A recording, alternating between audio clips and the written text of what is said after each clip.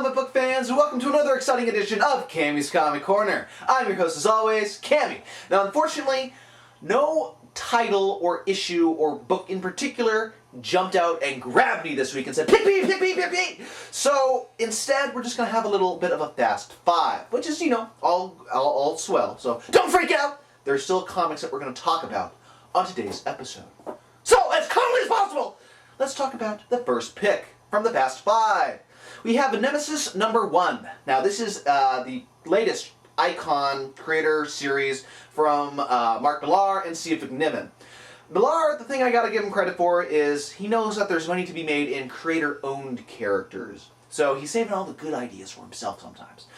But anyway, this follows the world's first supervillain called Nemesis. He's kind of a cop killer in Japan. He is going through inspectors left and right over there. Not only Japan, but all over Asia as well. And now he has his sights set on America. Mainly, this one detective, Chief Morrow in Washington, who apparently looks like a saint, has a clean record, he lives in vain, and that's what Nemesis does not want. There are tons of great explosions, very gruesome death scenes involving trains, planes, and automobiles, it seems. So if you like that kind of stuff, I think you're going to like Nemesis. So far so good, but I gotta insert the joke in where, okay, when's issue #2 going to come out? Because McNiven is on the book, could be another All-Star Batman and Robin or Civil War, or Old Man Logan. So just putting that out there. Don't get too excited.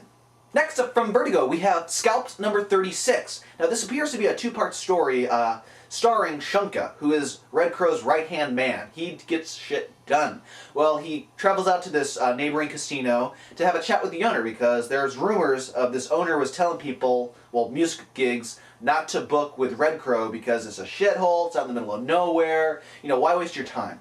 So after that's all said and done, the chief of that casino says, hey, maybe you can help me out with this situation. There's this guy named Joseph Crane. He used to be a tribal leader, now he's a homosexual. Go lean on him, keep him from being, gay pride in front of the casino and all that shit. So Shunka goes, and there's some connection between the two. And it turns out later, after he's all Mr. Macho, he's actually Mr. Big Macho Man. Really, he's gay. And he's a closeted gay, doesn't want anyone to know about it, because, in the Indian reservation, you don't want gays on there. They don't take kindly to gays, it seems. At the end, he kind of has a connection with this Joseph Crane, and then when Crane's murdered, he feels like it's his duty to go maybe venge his death. So anyway, it was a good issue. Can't wait to see what happens next. Next up from Dark Horse, we have The Guild #1.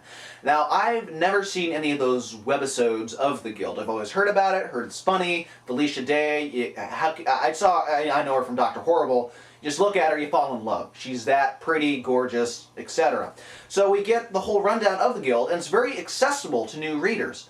Since I have nothing going into it, all I got out of it was a good story. I like where this is going. It's about this girl named Sid. She plays in the orchestra. She has this just jerkwad boyfriend, and she finds an escape from reality with this online MMORPG, like a World of Warcraft or Ultima Online for all you old school people.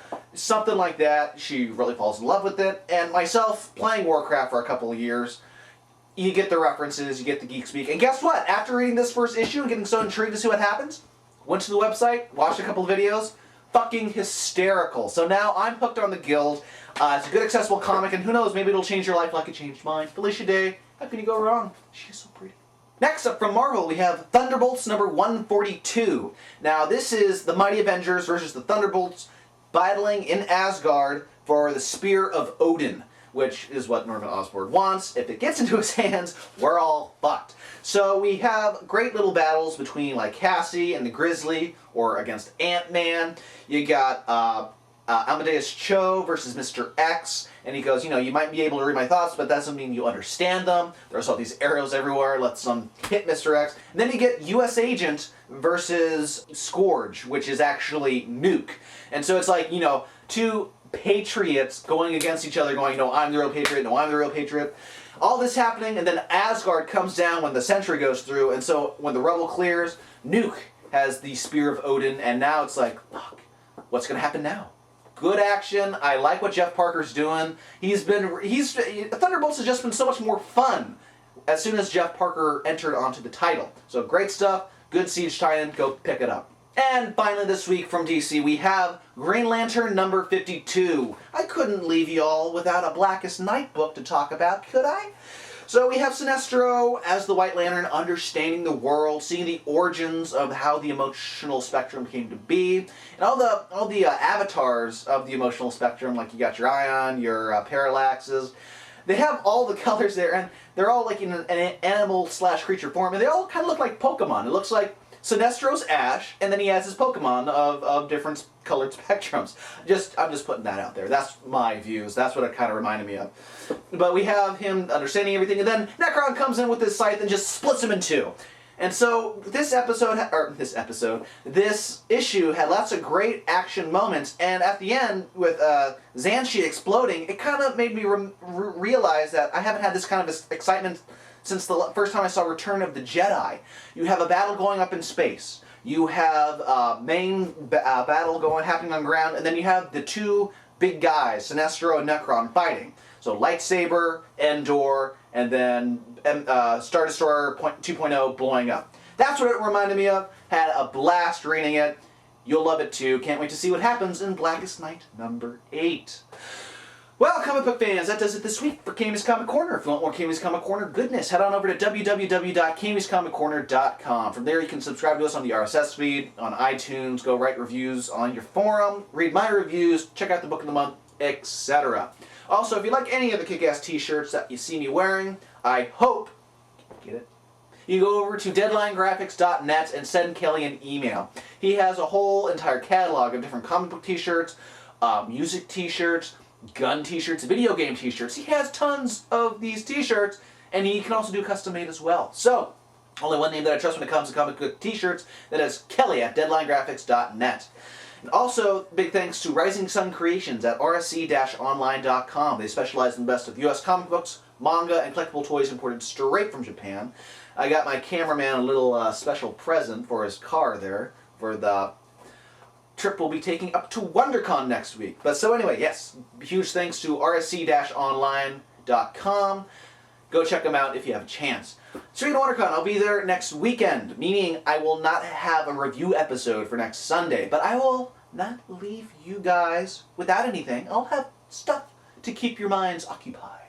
Speaking of stuff keeping your minds occupied, I have an audio podcast that I'm going to start up called Cammy's Comic Corner Geeky Talkie. And episode 0.5 is already online. It is an audio podcast, meaning you don't see video like this. So while a lot of podcasts start with audio and then transition to video, I started with video and now I'm transitioning to audio. So I'm already ahead of the game. So expect full-length episodes to come in the near future. But if you are on the RSS feed, on iTunes, that episode should be ready for you. So without further ado, this has been Cammy's Comic Corner, a Fast 5 episode. I've been your host, Cammy. Now I'm going to go and watch a UFC this evening. Woo!